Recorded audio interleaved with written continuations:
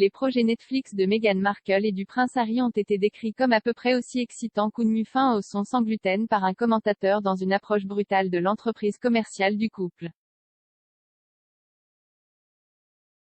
Le duc et la duchesse de Sussex devraient être remis sous les projecteurs avant un nouveau film sur le réseau câblé américain. Beaucoup ont critiqué l'émission, intitulée Harry et Meghan, s'échapper du palais, qui représente Meghan blessée au milieu de l'épave d'une voiture renversée lors d'un cauchemar dans les premières scènes. Les partisans de la famille royale et des Sussex ont décrit la scène, qui présentait de nombreuses similitudes avec le tragique accident de voiture qui a tué la mère du prince William et de Harry, Diana, princesse de Galles, comme ringard et grossier. Ni Meghan ni Harry n'ont partagé leurs réflexions sur la séquence. La paire travaille actuellement dur pour produire une gamme de projets. Cela comprend une série et un documentaire pour enfants dans le cadre de leur accord gigantesque de 109 millions de livres sterling avec Netflix. Bien qu'ayant signé le contrat l'année dernière, le couple n'a annoncé que 2 projets. Alors que Harry travaille sur Art of Invictus, qui suivra les concurrents des Jeux Invictus 2022, Meghan prépare Pearl, une série animée qui verra les aventures héroïques d'une fillette de 12 ans alors qu'elle parle à des notables.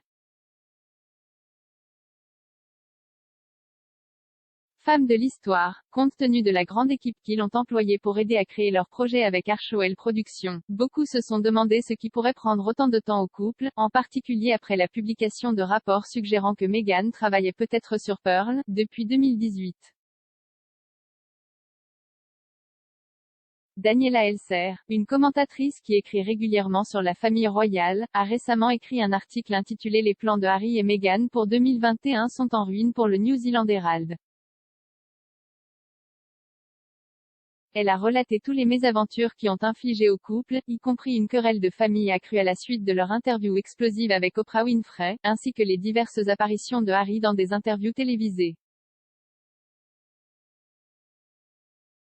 Madame Elser a également noté le manque d'œuvres Netflix publiées et annoncées. Brutalement, elle a commenté, malgré la rumeur d'un accord avec Netflix de plus de 100 millions de livres sterling atteignant le cap d'1 an la semaine prochaine, le couple n'a pas publié un seul élément de contenu. Les seules émissions qu'ils ont annoncées, un documentaire sur l'association caritative de Harry Invictus et une série animée intitulée Pearl, qui selon le Daily Telegraph est en préparation depuis 2018, semblent aussi excitantes qu'une mue fin au son sans gluten. D'autres ont partagé des points de vue similaires et ont suggéré que Netflix attendait peut-être plus du duo.